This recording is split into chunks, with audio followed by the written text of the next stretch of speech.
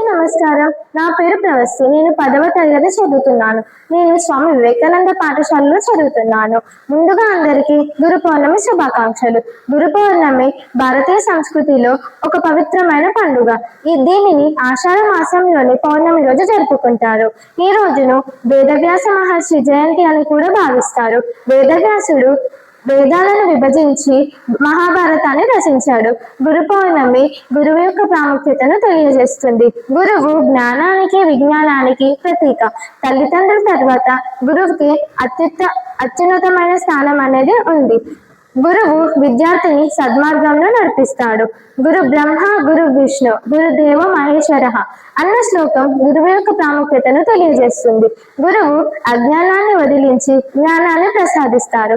గురువు క్రమశిక్షణను విలువలను బోధిస్తారు. గురువు చెప్పిన మాట వినడం విద్యార్థిగా మన బాధ్యత. మంచి వ్యక్తిత్వ వికాసానికి నిదర్శనం గురువు. గురు శిష్య సంబంధం భారతీయ సంస్కృతిలో ఒక గొప్ప సాంప్రదాయం. శ్రీకృష్ణుడు, రాముడు వంటి వారు కూడా గురువు యొక్క ఆజ్ఞలను పాటించి దేవుళ్ళుగా నిలిచారు. గురు పూర్ణిమ మనకి గురువు యొక్క ప్రాముఖ్యతను తెలియచేసే ఒక మహోన్నతమైన పండుగ.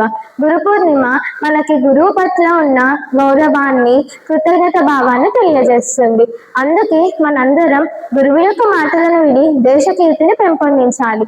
నేటి బాలలే రేపటి పౌరులు కాబట్టి మనందరం గురువుల యొక్క మాట విని శ్రద్ధగా చదువుకుందాం. ధన్యవాదాలు.